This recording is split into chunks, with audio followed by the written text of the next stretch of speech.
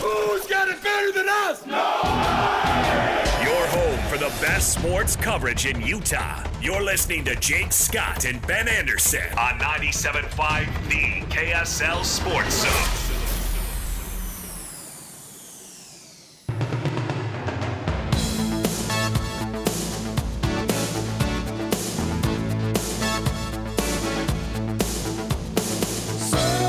Jake and Ben, 97.5, the KSL Sports Zone. Want to remind you to nominate the sports volunteer you know for the Hercules Hero of the Week. Submit your nomination at kslsports.com/contest and listen every Thursday afternoon to JJ and Alex for the winner. Help us celebrate the efforts of those volunteers making an impact with Hercules Hero of the Week, sponsored by Hercules Credit Union. Derrick Henry signing with the not the Atlanta Falcons. That's a previous segment. Not the Baltimore Hawks either. Ravens. We're talking birds. All kinds of birds today.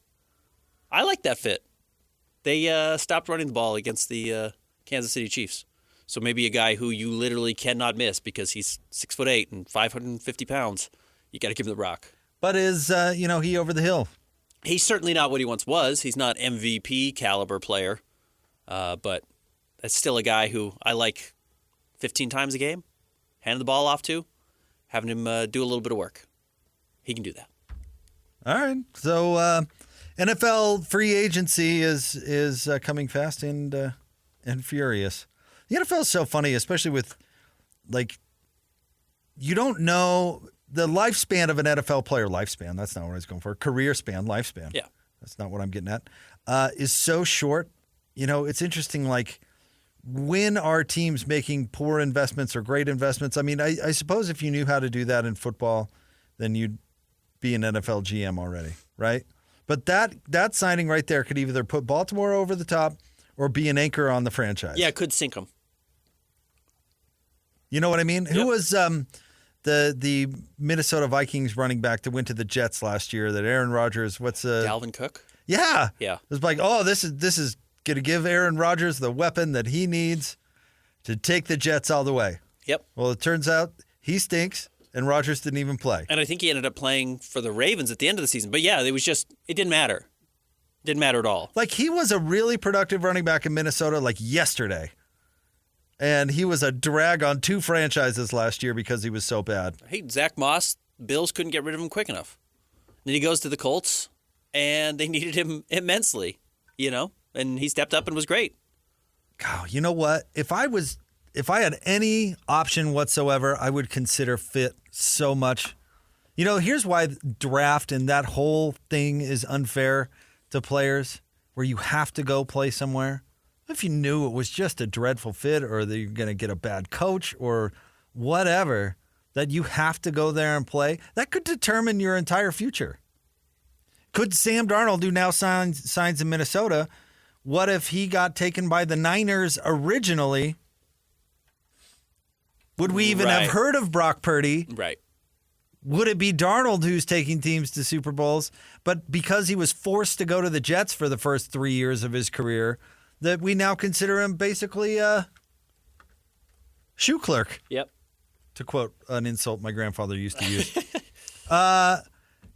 You know who it's really worked out for? I was thinking about this because, Ben, you and I have a running conversation on the best strategies for the local universities to go to win games in the Big 12. And with BYU, go find that quarterback because that's what's been the difference maker for them. And that's not the case at Utah, that they haven't had that quarterback very often. I don't even know if Tyler Huntley, honestly, and he deserves a lot of credit for improving his game to the fact that he could stick in the NFL. But you know what he had the luxury of? Picking where he went. Yep. And said, you guys run an offense that is tailor-made to my skill set. I can do a little bit of what you guys do. Because Lamar Jackson is a similar player to me. Yep. And a similar skill set that I can really sell myself to you because of my skill set and that I can fit into what you guys are doing. And I'm a good person who's smart, who's shown willingness to learn already, and all these great traits that make it easy to keep a guy like that. I don't know if he was drafted and taken by the Bears, sure, if he would still be in the league today. Right. You know what I mean? He's one of the big names to watch still locally. Where does Tyler Huntley end up? Ravens are not going to keep him around. So be curious where he goes. He's already won, though. He's already won, yeah. He's already won. He's got his NFL pension. He's made a bunch of dough. He'll get signed by a team because he's proven that he can win football games if you need him to win. Yep. I know he didn't win the playoff game he started, but he started in a playoff game. He's got all this great experience. There's no reason that he can't latch on for another 4 or 5 years at least, I would say. Absolutely. Right? At least get a 2-year deal. You know what I mean? And then get your next 2-year deal. It's all because he found a great fit to get him off the ground. Yes. Exactly right. We talked about... well, it's unfortunately the other player we can watch is Zach Wilson. What a horrible fit. Horrible fit. What a horrible fit organization. Bad him. coaches. Yeah. That didn't believe in him, probably ever. What would happen if he got drafted by a better franchise or a better fit or whatever? Donovan Mitchell got to explode on the scene because the Jazz let him. Right. We talked about, this is where this comes back to our Ben Simmons conversation. But listen, if you have the ball the whole game, if the team affords you a role that allows you to be productive, most anybody's good enough to put up stats. Trey Burke, again, third in Rookie of the Year voting. Go back and look at his rookie stats. You'd look at the stats and go, well, those aren't the stats of somebody who's going to wash out the league 3 years later. Right. It's because the Jazz gave him the opportunity to earn those stats. A green light. A green light. Yeah. All these guys can play. Right. Everyone can play if you've got a green light. But Donovan Mitchell found the best fit possible for him, and it happened to be lucky for him because the Jazz needed somebody to shoot. And he said, I'll be more than happy to shoot. You guys need somebody to take some shots. Oh, I can take some shots. I can get shots up. I can get shots up. Watch me. If Donovan got picked by any other franchise, and I mean that, any other franchise, because there was no other franchise in the league who lost its best scorer to free agency and not some sort of trade that brought a player back, there's not a better team he could have gone to. Because nobody else on that team wanted to shoot except for maybe Rodney Hood, and it turned out that he wasn't capable of carrying that kind of water on the team. And even the accident of the players around him, which was they brought in Ricky Rubio to coax Gordon Hayward into re-signing. And in all honesty, early years, Donovan Mitchell, and credit Donovan, he's gotten so much better, but you couldn't find a better player to pair next to Donovan Mitchell than Ricky Rubio because he was going to take the toughest defensive assignment, and he was going to make all the right choices on offense because he was a great passer and great at running an offense. That Donovan didn't have to make decisions. He just had to shoot. That's it. Just grab the ball and either dribble or shoot. And they let him do it. And Ricky Rubio and Rudy Gobert covered up all the rest, which is great. It was a perfect landing spot for him. Perfect. Yeah. And is the reason that he's the player he is today. Now, to his credit, you've got to keep improving, and you've got to keep proving to the league that you're capable of carrying that role. And, like going back to Derrick Henry, he needs to prove he's capable of playing that role, or he's going to be out of the league tomorrow. Yep. And it's way more pronounced in the NFL than it is in the NBA, but it's a constant thing. And even Donovan hasn't proven he can do it at the highest level. Like, not even close, actually. He's never been to a conference finals. Nope. So if I'm an athlete, I am just praying I don't get drafted by the wrong fit. Just praying. Yep. If hire an agent that's going to not get you to go highest possible in the draft, but is going to somehow maneuver you to the right place where you actually have an opportunity to succeed. And it's the interesting thing about somebody like Keontae George. It's also the scary thing. Is right now you're seeing him put up some numbers and look pretty good, but it's also because the Jazz are allowing him to do that. And if he doesn't prove and keep improving and prove that he's worthy of that green light, then they'll move off him just as quick as they did Trey Burke. So don't get fooled by the production, or he shouldn't get fooled by the production and think, oh, I'm just going to have this role forever. He's got to make it. His defense has got to get better. He's got to figure out how to eliminate the silly turnovers from his game. He's got to do all these things, and he looks good now as a rookie, but the Jazz are really allowing him to look good. He needs to hold up his end of the bargain, which is a tricky thing with the NBA. I've liked what we've seen from Bryce Sensabaugh a lot. I think it's pretty intriguing. Also, he's not going to get the number of touches he's had over the last 2 games. Nope. The second, A, Lauri Markkanen comes back into the lineup, and B, the Jazz start trying to win games. Because as much as he may be able to do this, the Jazz aren't going to give him a Donovan Mitchell-like green light. Now, if you put him in the right situation and gave him a huge green light and all the players around him happened to cover up all the mistakes that he does make, he would look great. Yeah. But he's going to have to figure out how to be something other than what we've seen the last 2 games, which is going to be a struggle for him. And it's one of the reasons why the Jazz have brought him along so slowly, because if you give him everything just to make him look good, he's going to have a false sense of who he actually needs to be an NBA player. Man, Donovan, sorry, not to go backwards in the convo, but Donovan was so fortunate, too, that they won that playoff series against Oklahoma City, because then you could never take the green light back. Correct. There was no dialing that back in at all. Because to his credit, he had proven that he could do it in the playoffs against a good team. At the highest level, yeah. At the highest level. And I wonder if that was a good thing or a bad thing for the team in hindsight. I mean, Donovan did some great things with the green light. Yeah. I mean, the Jazz got a lot for him. So if for the Jazz, it certainly helped them. You know, I've told you, I just can't wait for the playoffs. You know, these last 18 games of the NBA season, whatever. I like watching the young players play locally. The rest is just whatever to me. But I can't wait for the playoffs because I am extraordinarily intrigued by what happens with Donovan Mitchell and the Cleveland Cavaliers. There's a realistic chance they get bounced. And even though there's been all this goodwill on the team and they had that great run when Darius Garland and Evan Mobley were out and Donovan Mitchell looked like the guy and seemed like he loved Cleveland, you lose in the first round again, and all of a sudden, all of that drama is going to ramp up tenfold. And it was already there last year because he's going into this opportunity where he's obviously not going to sign an extension, and he's going to be a free agent not too long from now, and they're going to have to decide, okay, what are we going to do with this guy? And then I'm really curious to see what happens with Rudy Gobert and the Minnesota Timberwolves because they're really good. Cat's hurt. There's a real chance they fall to the 3rd seed and have to play the Phoenix Suns in the first round, and the Suns can beat them in the first round.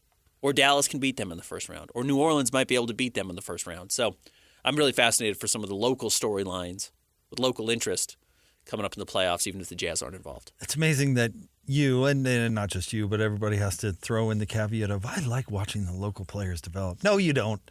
And by the way, I have to, try to make these games interesting before and after, and that's my job, and I love my job, and you can find interesting things in games. But the end of the NBA season is so dang broken. It is so frustrating to me that you just yada, yada, yada the last month of the season, and I don't blame you in the slightest because it's not interesting. And even when you are battling for playoff position or whatever, that's not all that interesting either. Because teams intentionally lose games all the time to try and sway it up and down one way or another. It's garbage. It's frustrating to me that you're rewarded for losing. It is crazy how long that part of the season is. Because I've been talking about this now for a couple of weeks. You know, you get past the All-Star break, and you kind of saw the Jazz take their foot off the pedal, right? They traded away a couple of players. Everyone's getting different minutes. Yeah. You just kind of force Bryce Sensabaugh into the rotation, and good for Bryce. You know, you've got to get an opportunity to see if he can play.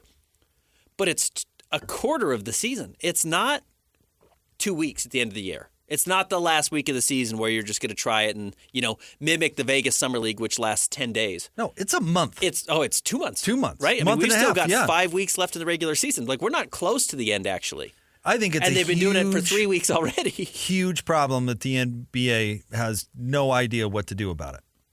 And even the teams that are competing, and look, the top 4 teams in the West right now, and really we can say the top 10, are trying to win every night right now. At the moment. But truthfully, it doesn't matter until the last week of the season when all the jockeying really starts, and those games are must win because everyone's going to win enough games and lose enough games for the last week to matter. But that's the last week that fully matters. Denver, we just saw Denver. Do you think Denver for 1 second cares what their seed is? Probably not Denver. I don't think most of these teams really care what their seed is. Maybe they care about they want to avoid a team in the first round or something like that. Yes, they are going to do that a lot. You're going to see that, and that's where the last week of the season is going to be really funny. My point is that has nothing to do with having the higher seed, which is supposed to be the point. You're supposed to be trying to win in order to benefit yourself with a higher seed. But the higher seed has no benefit, so then you don't have an incentive to win. And on the other side of it, there's a real chance you have an incentive to lose, which should never be a thing in sports. I think, and the NBA is not the only league that has this problem, but they're the poster child of it. Well, maybe then to put a cat in the wall, you need to emphasize home court advantage more in the playoffs than you do already to encourage winning. So make it 5-2 versus 4-3 if you get a home court advantage. You get 5 home games instead of 4. I love that idea. Make it all home games. Do something to make it instead of. I think what European soccer really has going for it is they have the carrot and the stick. You're right. Yeah. They have the relegation where you better win enough to stay out of the bottom. I'll tell you that, because there are serious financial ramifications of being relegated to a lower league. Imagine if the Stars were trying to play to move up to the NBA and San Antonio. Great, you have Wemby, but you're going to be having Wemby in the G League if you don't win a few more. I don't know how much you're going to see it in the West. You'll see it some. I'm not sure how much you're going to see in the East, though. Oh, you're going to see it a ton in the West. What are you talking about? Of teams who don't want to play Boston in the second round, so they're going to try to get into that 2, 3, 6, 7 grouping. Everybody's going to want to play Minnesota in the West. People might want to play OKC. So that's why I kind of think there's enough teams there that you would rather play, and they might end up 1-2, which kind of makes it more difficult to do. But no one's going to want to play Denver in the second round. No one wants Denver. No one wants the Clippers. So people are going to want to play Minnesota and OKC. So I'm curious how that jockeying will work. It might be a little more difficult. There's only one team you're really trying to avoid in the East, and that's Boston. So a lot of teams are going to try and stay in the 2-3 spot, which is where Milwaukee has basically planted their flag there. They are going to be in that 2-3 matchup, and then it's who finishes 3-4. How did the East go back to stinking? Well, everyone got hurt. It was awesome. And then Boston is healthy, and that's why they've been great. I know they're not fully healthy tonight, but Milwaukee, Chris Middleton hasn't played basically all season. Cleveland's had starters in and out of the lineup. I mean, Donovan Mitchell's had a knee injection, which it's scary. Don't want knees. I don't like knees. I know it's a kind of relatively normal procedure now to get that PRP. I don't like it. It scares me. And then Evan Mobley's out again. Darius Garland's been hurt all year. Several times, I should say. Knicks, nobody's playing right now. Magic have been relatively healthy. Jonathan Isaac's always in and out of the lineup. 76ers have been a mess. Obviously, Joel's hurt. We don't know if he's going to come back. Pacers just lost Ben Mathurin.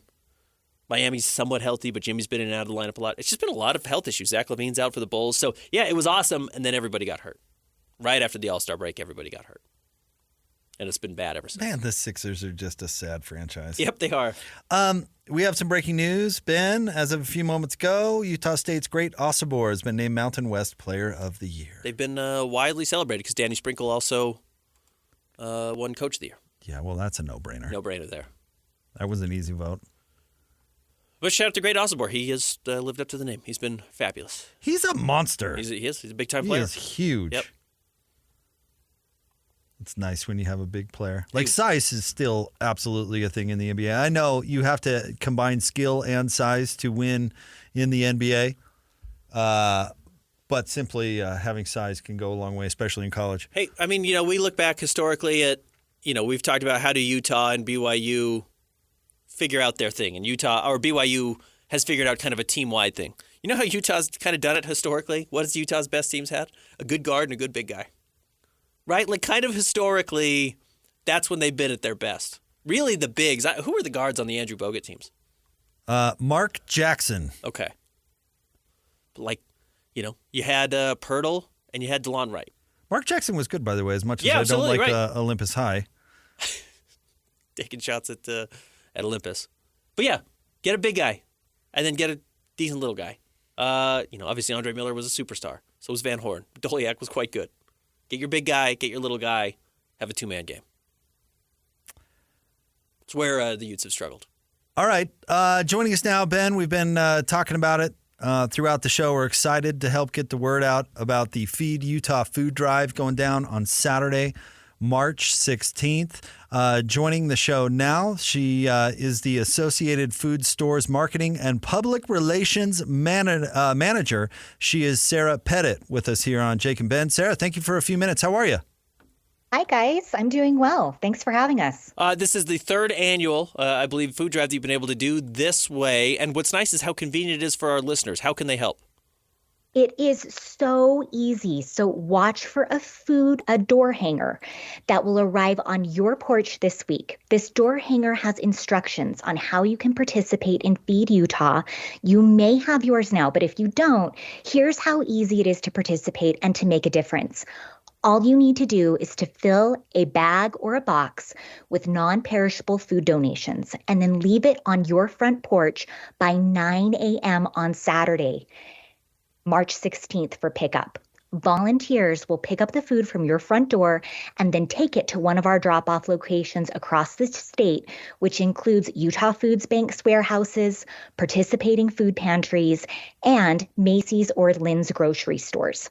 Donations will stock Utah Food Bank and pantries across the state. I know recognition is not why you guys do it, Sarah, but shout out to you guys at Associated Foods. First of all, this is an incredible event, but second of all, right up your alley. I'm sure you guys do this great. Did I offend Sarah? Sounds like we lost you. No, I think we got you. I Okay. lost you guys. Yeah, we lost you for a minute. Maybe I lost you guys. It went quiet there for a second. But donating is so easy. And, Associated Food Stores is so proud to be a part of this and the fight against hunger, sponsoring Feed Utah Drive in partnership with Utah Food Bank, Just Serve, and the Church of Jesus Christ of Latter-day Saints. All right, so it's going down on Saturday, March 16th, and all you have to do is have those non-perishable food items out on your front doorstep or swing them by Macy's, right? That's right. You can drop them off from 9 to 1 at Macy's or at a Lynn's location near you. Well, Sarah, we appreciate you jumping on the show. Thank you very much, and thanks for all that you and the folks there at Associated Foods are doing to help. Thanks for having us, and sorry about that technical difficulty there. It happens. All good. No worries. Thank you, Sarah. We appreciate Thank you. All right. That is Sarah Pettit, Associated Food Stores Marketing and Public Relations Manager. Very cool opportunity to help. If you can't do a lot this year, a little bit goes a long way. What's the condition of your pantry? Are you one of those? I remember in my single days, I had nothing in my pantry. No, I have a lot. Zero in my pantry. But now it seems like I've got a Macy's store actually in my pantry. No, I've got plenty of box goods, hamburger helper. I've got chili. I've got things like that, non-perishable that will be easy to donate. So think about that. I mean, it'd be so easy to do to clear out that pantry bin. Right. And just restart fresh. You've what I mean? thought about doing it. Yeah, you've thought about doing it. Just clean it out. Say, you know what? We'll donate it all. And then we'll start fresh. Clear the space because somebody else needs it and you don't. Exactly. Yep. All right, stay tuned. Jeremiah Jensen joins the show. Coming up next, Jake and Ben, 97.5, the KSL Sports Zone.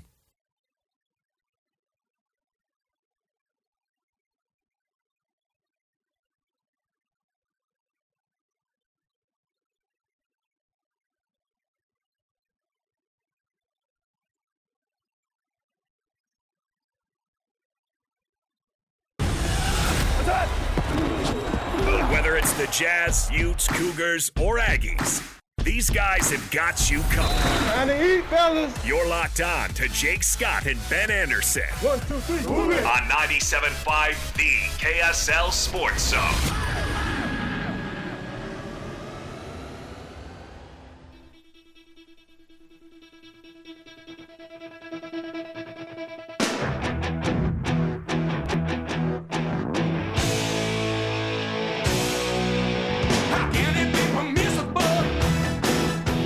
Jake and Ben, we're going to get to Jeremiah Jensen momentarily, but first it is a Jazz Ticket Tuesday. Sarah?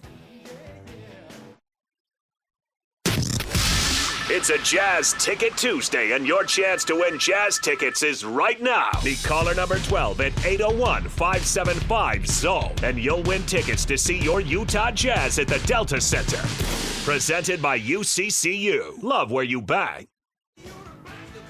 801-575-ZONE, caller 12 right now. You're going to get a pair of tickets to go see Quinn Snyder's return to Utah, the Jazz Hawks, on Friday, March 15th, of course, at Delta Center. Jazz Ticket Tuesday is brought to you by our friends at Utah Community Credit Union. Learn and Earn, the app paying your family to learn about money. UCCU, love where you bank. Joining the show now, of course, you hear him every afternoon on JJ and Alex, and you see him nightly on KSL Channel 5, the one and only Jeremiah Jensen. What's up, Jeremiah?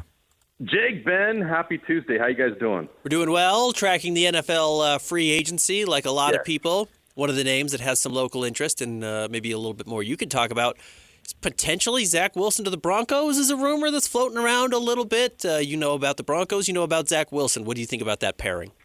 Well, I think it would be perfect for both. The reason is that Broncos need or have an opportunity to take a flyer on a young quarterback. Obviously, they're paying Russell Wilson $38 million this year, so they can't go out and throw money like $10 million a year at Sam Darnold, which the Vikings just did, or obviously do a deal like what Kirk Cousins just did with the Falcons. So they need to find somebody at a better pay rate. It's more affordable for them with their cap, but also find somebody that's young that they can try to develop this year. I mean, there's no secret the Broncos aren't going to be great this year.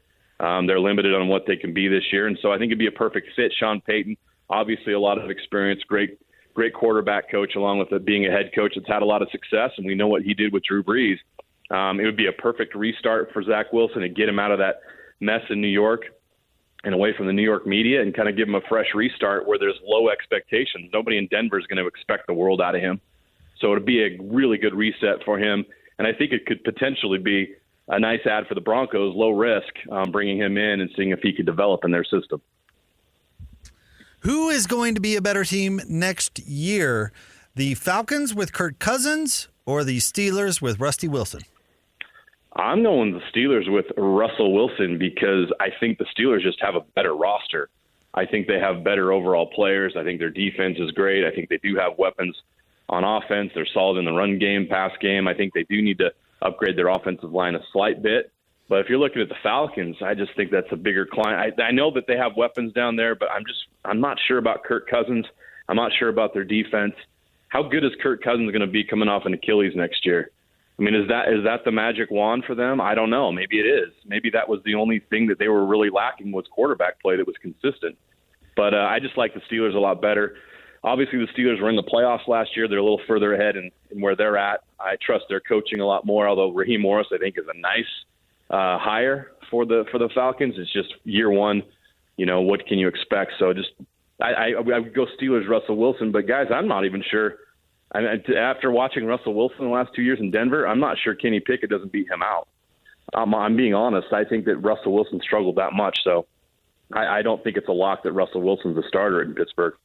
Looking at the Vikings, where Kirk Cousins was, pretty interesting locally. They signed Sam Darnold and they give him some money, but similarly, it's not out of the question that Jaron Hall could win that job, right? Yeah, no question. It's not like they're bringing in some $30 million, $40 million a year quarterback that's going to be the entrenched starter for the future. I think that's wide open. I don't think Sam Darnold, even though they're bringing him in, obviously they like him enough to pay him $10 million a year, but that's not a long-term deal. That's not what they're looking at long-term. So I think it's a perfect opportunity for Jaron Hall. Any NFL job, you're going to have to compete with great quarterbacks, and Jaron's going to have to do that his entire career. But that's not an impossible situation for Jaron to win that job or get time. So I don't think that's a negative for Jaron. I think the fact that they didn't bring in an A-list quarterback is a good thing, and he'll have a chance to compete for that job sooner than later. What are your expectations for the Cougs in their first Big 12 tournament? I look at the tournament bracket, and I think they're set up pretty well. That 5 spot is pretty sweet. I think if they can, the thing is, at tournaments, you're playing in a new venue. You haven't shot in there before. You have to try to get acclimated and get comfortable. And it helps to do that in a game that's not against Kansas or Baylor, you know what I mean, or any of the other top teams in the league. You're going to get a shot at either UCF or Oklahoma State, teams you've beat this year. They swept UCF. Obviously, they didn't do well in Stillwater against Oklahoma State, but they're coming off a win against them. You get in there, maybe you don't shoot your best, but you still find a way to win that game on Wednesday morning. And then all of a sudden you're playing Texas Tech, and Texas Tech's coming in that gym cold. BYU, once they get comfortable and they hit their shots, that's the key for them. If they can get hot in Kansas City, guys, BYU could win that tournament. I know that sounds probably crazy knowing the teams that are in it, and I know Houston's obviously a huge favorite, and they would have to play Houston in that semifinal game. But wild things happen at conference tournaments. BYU can shoot the lights out. When they're hot, they can beat anybody. And so that bracket, I think, it gives them that opportunity to do that. Maybe they could upset a Houston if they get hot shooting. I mean, they played tight in Provo. There's no team in the Big 12 that blew BYU out. You know what I mean? Like there's not a team there that you're scared of or that BYU couldn't make a run at. And if they hit enough shots, if they're hot enough from three, they can beat anybody. And of course, we know that if they can't shoot the three at all, they might lose that first game on Wednesday. So who knows what's going to happen. But I do think BYU is in a position and does have the ability, and especially based at their seeding, to make some noise in Kansas City. Utah State's won the regular season title.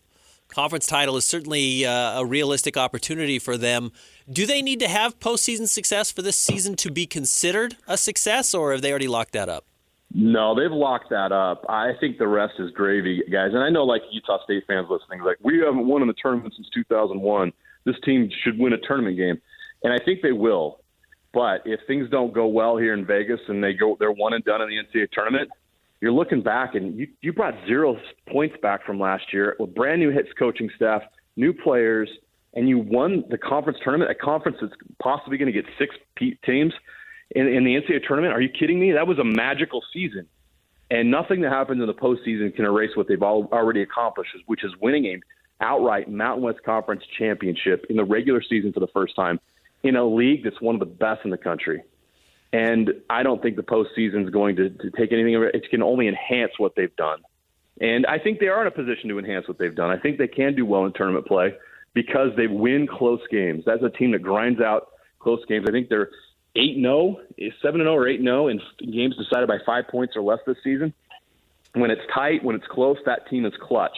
They find ways to win. Even though they don't shoot the three very well, they are very clutch. And so I think that's going to help them in March.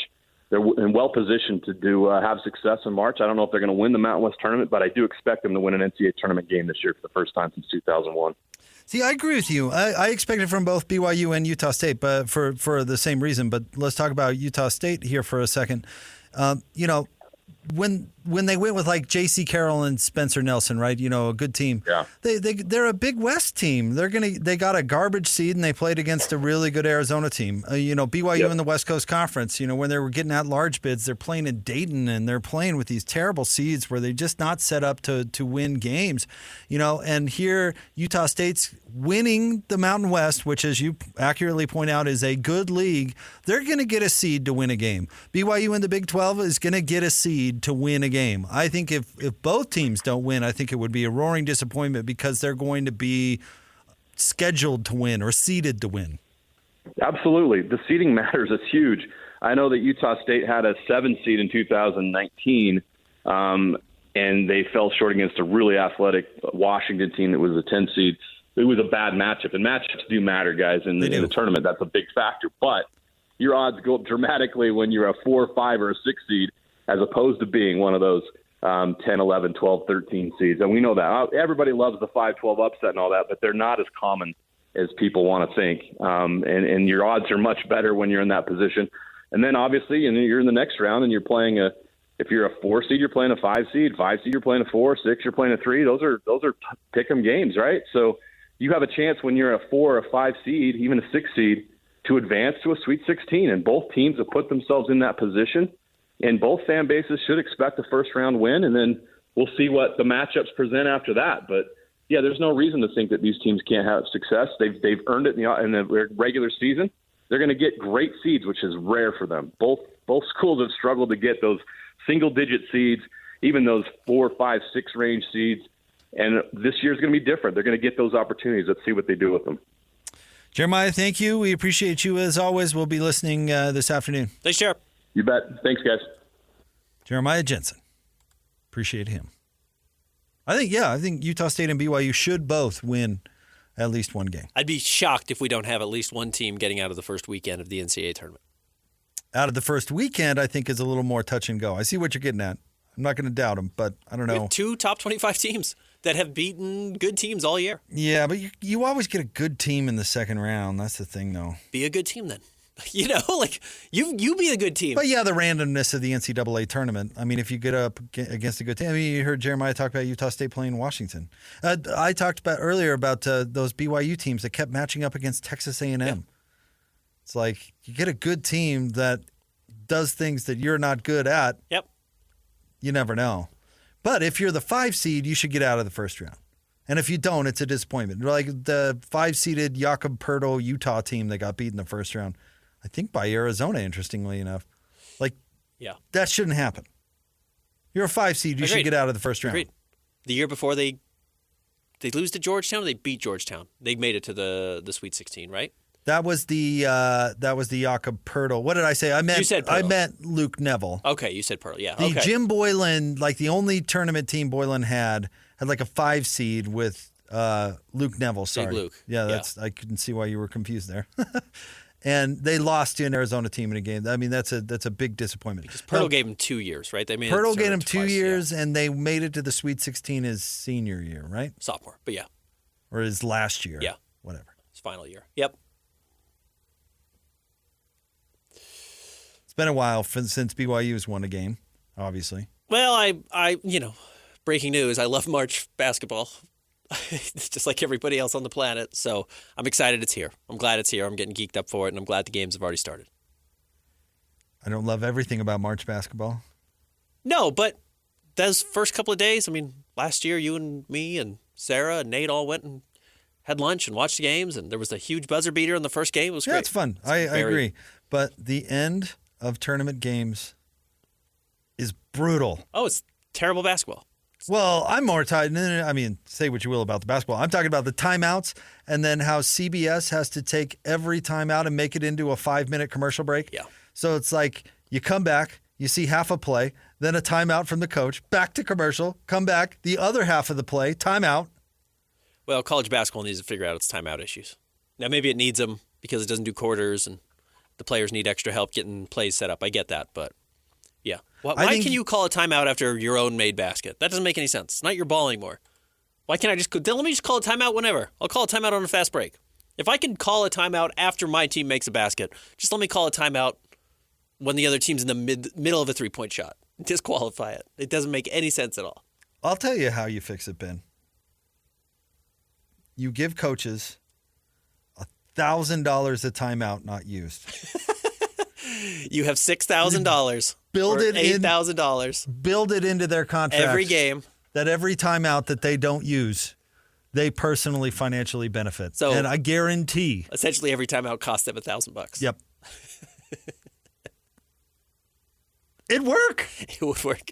It would work. There would not be any wasted timeouts. Up 5 with 15 seconds to go, 5 seconds to go. You're Your not team calling has a the ball. timeout. I like this thou. Yeah. I like this G a little bit better. And especially like early in the year when the games don't matter, but coaches are like, let's call a timeout so we can work on our inbound strategy or whatever. Nah, none of that. Save that for practice. Let me work on my investment portfolio. Yeah. With this extra thou I have. Problem solved. Done. Stay tuned. Wrapping up the show. Coming up next, 97.5 the KSL Sports Zone.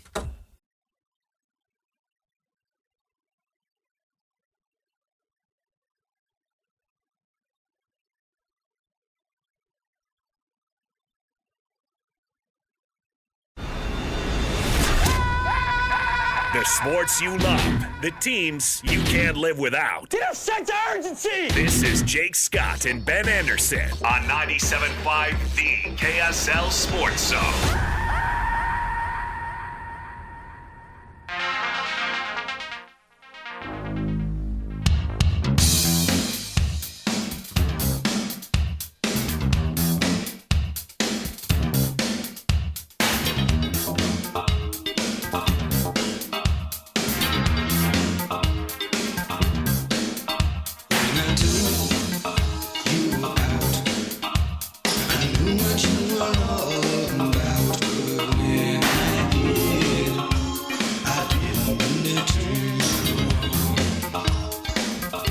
Jake and Ben, 97.5 the KSL Sports Zone. It's our 50 segment brought to you by Peach Doors and Windows. Peach Doors and Windows is Utah's premier door and window retailer, combining beauty and technology on doors and windows since 1993. Call them today for your free in-home estimate, 801-566-1255. That's Peach Doors and Windows.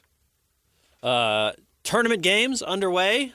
Conference tournament games. Oklahoma State, Central Florida, the first of the Big 12 tournament games. Big lead for Central Florida with 14 minutes left to play, 48-37. 32. Means we are 6 minutes into the second half, and Oklahoma State has scored 1 point in the second half.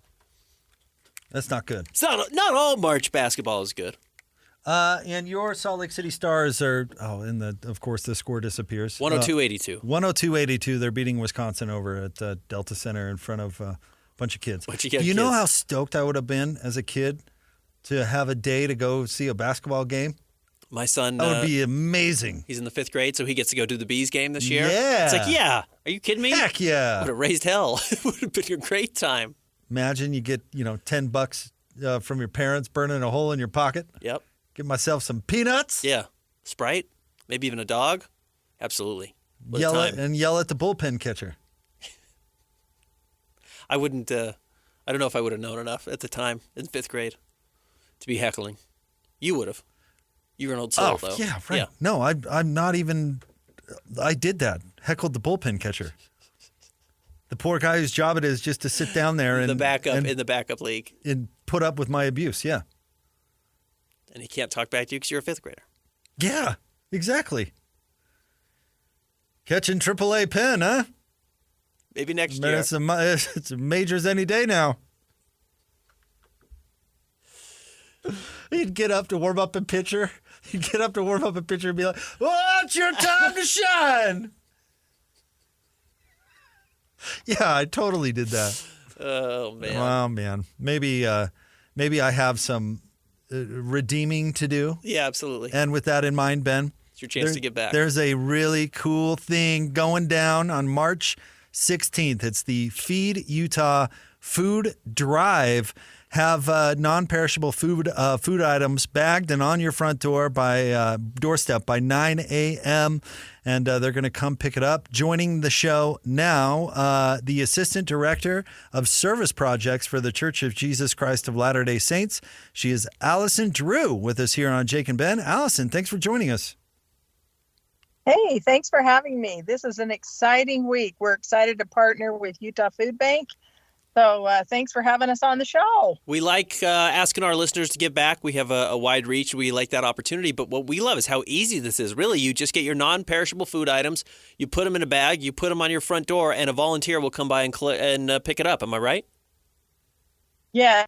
You know what's great as a church, we're grateful to partner together with the Utah Food Bank, and we just appreciate the opportunity to link arms with our community, with friends and neighbors and families to lift burdens, ease hearts, and to bring relief. And we're just grateful. Many Utahns are practicing the 2 great commandments to love God and to love their neighbor. And it's exciting to see this synergy of young people and families and communities partnering together to get the word out, to get the door hangers out, to just see the need and help. This year's been a tough year for a lot of people with the inflation. So we're so grateful we can help one another.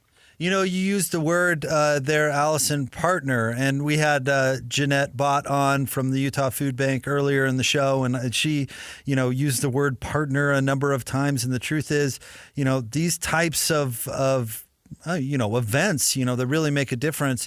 You can't kind of do it alone, right? I mean, how important is that to partner with these other organizations to really make that impact? Oh, it's huge. And, good minds think alike. And it's wonderful as a community comes together and gets the word out, gets the flyers out, gets the door hangers out, gets text messages out. It just enhances and amplifies the message. And we all come together. And it's just wonderful to know that a child will have a full belly and a student will be able to learn in school. A mom and dad will be able to have enough to go to work. And they're working hard, and we're just trying to support them in this time of great need. Well, as we heard, 13% of Utahns, 1 in 10 children, are unsure where their next meal is going to come from. So a little bit goes a long ways when we have this wide of a reach. The ease which you are making it to donate right now is going to feed a lot of families. We appreciate you jumping on and helping us. Hey, thank you for the opportunity. It's going to be an amazing weekend. Thank you, Allison. Appreciate it. Bye-bye. That is Allison Drew, Assistant Director of Service Projects for the Church of Jesus Christ of Latter-day Saints. Ben, the event, March 16th, the Feed Utah Food Drive. Have your non-perishable food items bagged up on your doorstep by 9 a.m. Walk to the front door. That's all. You don't have to go anywhere else. Put your food on the front door. And as you note, Ben, if you don't have a front doorstep or looking for ways to contribute, cash donations go a long way. Or you can just bump over to your neighborhood Macy's, which is super easy to find. Hey, stop into Macy's, grab a box of mac and cheese. Grab a box of hamburger helper. Goes a long way, man. Canned foods, chili, soups, etc. Yeah, feed somebody. And we're stoked to be a part of it today. So shout out to the Jake and Ben listeners and the Zone listeners in general who always step up to these types of occasions. We appreciate it. All right, coming up next, Hans and Scotty G. Ben, we'll talk to you tomorrow. Thanks, Sarah. The Jake and Ben Show, 97.5 The KSL Sports Zone.